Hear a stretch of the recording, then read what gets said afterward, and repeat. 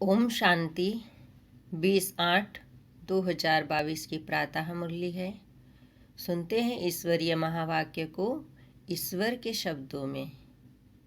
मीठे बच्चे, इस रूहानी पढ़ाई को कभी मिस नहीं करना। इस पढ़ाई से ही तुम्हें विश्व की बादशाही मिलेगी। प्रश्न है, कौन सा निश्चय पक्का हो तो पढ़ाई कभी भी मिस न करे? उत्तर, अगर निश्चय हो कि हमें स्वयं भगवान टीचर रूप में पढ़ा रहे हैं, इस पढ़ाई से ही हमें विश्व की बादशाही का वर्षा मिलेगा और ऊंच स्टेज भी मिलेगा। बाप हमें साथ भी ले जाएंगे, तो पढ़ाई कभी मिस न करे। निश्चय न होने कारण पढ़ाई पर ध्यान नहीं रहता, मिस कर देते हैं। गीत चला हमारे तीर्थ न्यारे हैं। ओम शांति। मीठे मीठे बच्चे, फास्ट के सत्संग और अभी के सत्संग के अनुभवी है।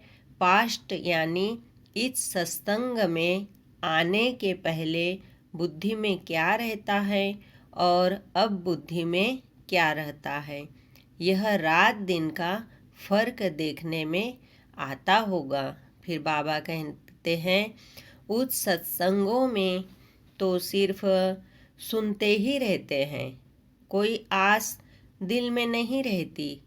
बस सत्संग में जाकर 2 वचन शास्त्रों का सुनना होता है। यहाँ तुम बच्चे बैठे हो, बुद्धि में है कि हम आत्माएं बाप दादा के सामने बैठी है और उनसे हम स्वर्ग का वर्षा लेने के लिए ज्ञान और योग सीख रहे हैं। जैसे स्कूल में स्टूडेंट समझते हैं कि हम बैरिस्टर व इंजीनियर बनेंगे, कोई न कोई इम्तिहान पास कर यह पद पाएंगे, यह ख्याल आत्मा को आते हैं। अभी हम पढ़कर फलाना बनेंगे, सत्संग में कोई एम नहीं रहती है कि क्या प्राप्ति होगी, करके कोई को आस होगी तो भी बाबा कहते हैं, करके कोई को आस होगी भी तो वह अल्प काल के लिए। साधु संत से मांगेंगे कि कृपा करो, आशीर्वाद करो, यह भक्ति व सत्संग आदि करते हैं। यहाँ तक आकर पहुँचे हैं। अभी हम बाप के सामने बैठे हैं। एक ही आस है, आत्मा को बाप से वर्षा लेने की। उन सत्संगों में वर्षा लेने की बात नहीं रहती। स्कूल अथवा कॉलेज में भी वर्षा पाने की बात नहीं रहती। फिर बाबा कहते हैं, यह डायरेक्ट सुनते हैं, समझते हैं, बाबा समझा रहे हैं। और कोई सत्संग व कॉलेज में ऐसे नहीं समझेंगे। हम बेहद के बाप से बेहद का वर्षा ले रहे हैं। हम इस सृष्टि चक्र को जान गए हैं। उन सत्संगों में तो जन्म जन्मांतर जाते ही रहते हैं। यह है एक बार की बात। भक्ति मार्ग में जो कुछ करते वह अब पूरा होता है, उनमें कोई सार नहीं है। तो भी अल्पकाल के लिए मनुष्य कितना माथा मारते हैं। तुम बच्चों की बुद्धि में रहता है, हमको बाबा पढ़ा रहे हैं। बाबा ही बुद्धि में याद आएगा और अपनी गंवाई हुई राजधानी याद आ जाएगी। फिर बाबा कहते हैं, अभी हम जितना पुरुषार्थ करेंगे, बाबा को याद करेंगे और ज्ञान की धारणा में रहेंगे। फिर बाबा कहते हैं, अंदर में खुशी रहती है। बेहद का बाप जिसको भगवान कहते हैं, वह हमको पढ़ा रहे हैं। बाबा पतित पावन तो है ही, फिर टीचर के रूप में बैठ हमको पढ़ाते हैं। इस दुनिया में कोई भी इस ख्यालात में नहीं बैठे होंगे सिवाय तुम बच्चों के। तुम बेहद के बाप की याद में बैठते हो। अंदर में समझ है हम आत्माएं 84 जन्मों का पाल्ट पूरा कर वापिस जाती हैं। फिर स्वर्ग में जाने के लिए बाप हमको राजयोग की शिक्षा दे रहे हैं। बच्चे जानते हैं यह राजयोग की शिक्षा दे स्वर्ग का महाराजा महारानी बनाने वाला बाप के सिवाय और कोई हो नहीं सकता। इम्पॉसिबल है। बाबा एक ही बार आकर पढ़ाते हैं। स्वर्ग का मालिक बनाने लिए बुद्धि में रहता है। हम बच्चे बाप द्वारा बेहद सृष्टि का स्वराज्य लेने लिए पढ़ाई पढ़ रहे हैं। एम ऑब्जेक्ट की ताकत से ही पढ़ते हैं। अभी तुम मीठे मीठे बच्चों की बुद्धि में है। हम कहाँ बैठे हैं। मनुष्यों के ख्यालात तो कहाँ न कहाँ चलते ही रहते हैं। अभी तुम बच्चों ने समझा है जन्म जन्मांतर हम भक्ति करते आए हैं। यह ज्ञान बाप के सिवाय कोई दे न सके। जब तक बाप न आए विश्व के मालिक पने का वर्षा मिले कैसे। न किसकी बुद्धि में यह आता है। हम भगवान के बच्चे हैं। वह स्वर्ग का रचयिता है। फिर हम स्वर्ग में क्यों नहीं हैं। नरक में दुखी क्यों है। हे भगवान हे पतित पावन कहते हैं, परंतु यह बुद्धि में नहीं आता कि हम दुखी क्यों है। फिर बाबा कहते हैं जिसको तुम ही जानते हो बेहद का बाप जो नई दुनिया रचने वाला है वह बैठ नई दुनिया के लिए हमारा जीवन हीरे जैसा बनाते हैं। फिर बाबा ने कहा जब से माया का प्रवेश हुआ है हम कौड़ी जैसा बनते आए हैं। कलाएं कम होती गई है। माया ऐसे खाती आई है जो हमको कुछ भी पता नहीं पड़ता। फिर बाबा ने कहा तुम जानते हो कि इस समय सब पतित भ्रष्टाचारी है। जो भ्रष्टाचार से पैदा होते हैं वह कर्तव्य भी ऐसा करेंगे। यह बेहद का बाप बैठ समझाते हैं। तुम यहाँ सन्मुख बैठकर सुनते हो तो तुम्हारी बुद्धि का योग बाप के साथ रहता है। फिर कुसंग तरफ जाते हैं। फिर बाबा ने कहा परंतु यहाँ सन्मुख बैठकर समझाते हैं और बच्चों को सावधानी भी देते हैं। बच्चे खबरदार रहना, कोई उल्टा सुल्टा संग नहीं करना। लोग तुमको उल्टी बातें सुनाकर डराएं, इस पढ़ाई से ही छुड़ा देंगे। संग तारे कुसंग बोरे, यहाँ है सत्य बाप का संग।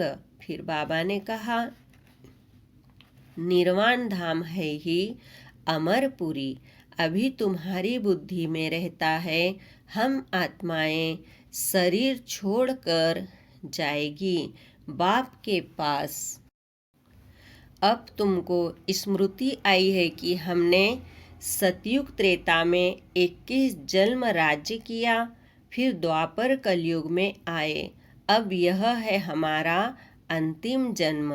फिर हम वापिस जाएंगे वाया मुक्ति धाम होकर फिर सुखधाम में आएंगे। बाप बच्चों को कितना रिप्रेस करते हैं। आत्मा समझती है कि हम 84 के चक्र में आते हैं। परमात्मा कहते हैं मैं इस चक्र में नहीं आता हूँ। मुझ में इस सृष्टि चक्र का ज्ञान है। यह तुम जानते हो कि पतित पावन बेहद का बाप है, तो वह बेहद को ही पावन करने वाला होगा ना। कोई मनुष्य बेहद का बाप हो न सके। फिर बाबा कहते हैं, पहले पहले कौन आया पाल्ट बजाने, यह तुम समझते हो। हम आत्माएं निराकारी दुनिया से आई हैं पाल्ट बजाने। इस समय तुम बच्चों को नॉलेज मिली है कैसे नंबरवार हर एक धर्म वाले अपने पार्ट अनुसार आते हैं। इसको अविनाशी ड्रामा कहा जाता है। फिर बाबा ने कहा आधा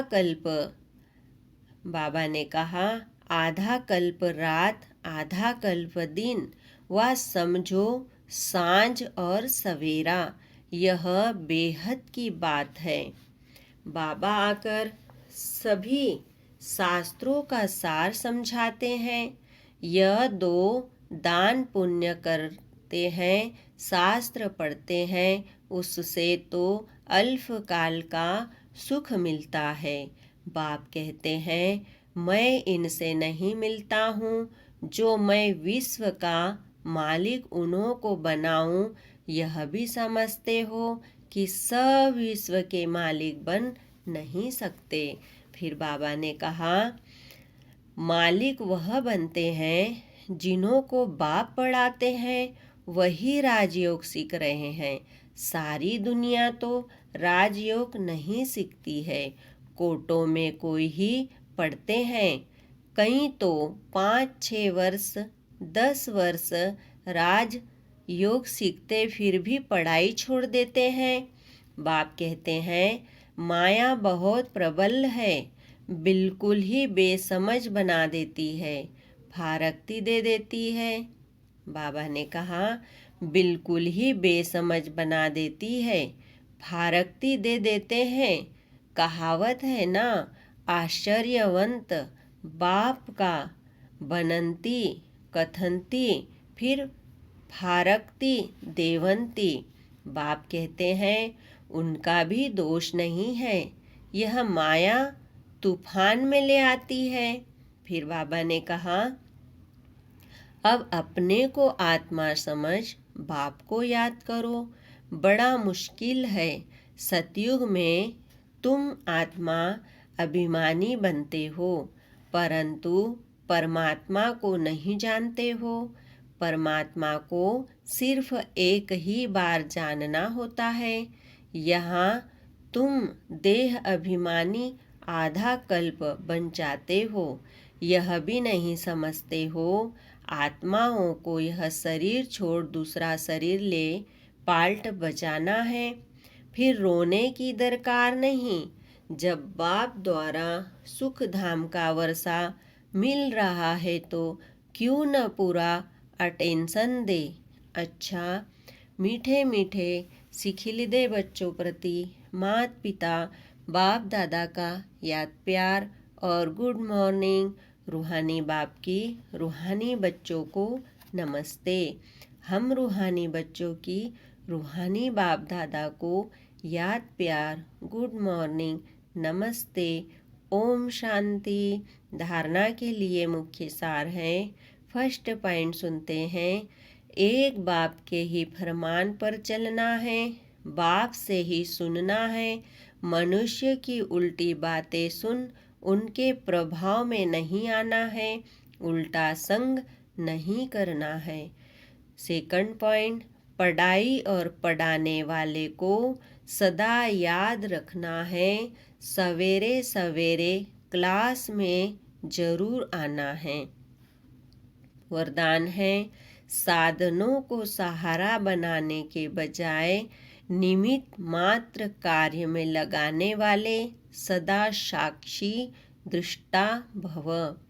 कई बच्चे चलते चलते बीच को छोड़ टाल टालियों में आकर्षित हो जाते हैं।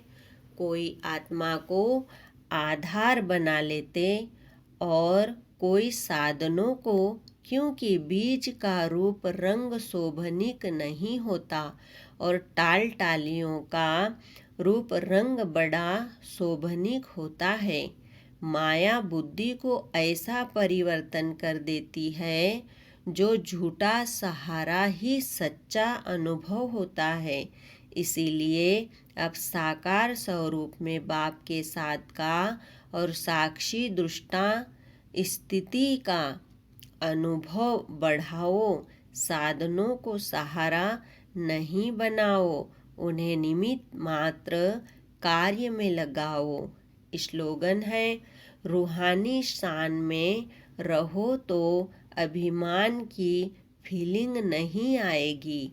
ओम शांति। शुक्रिया बाबा, शुक्रिया। ओम शांति, ओम शांति, ओम शांति।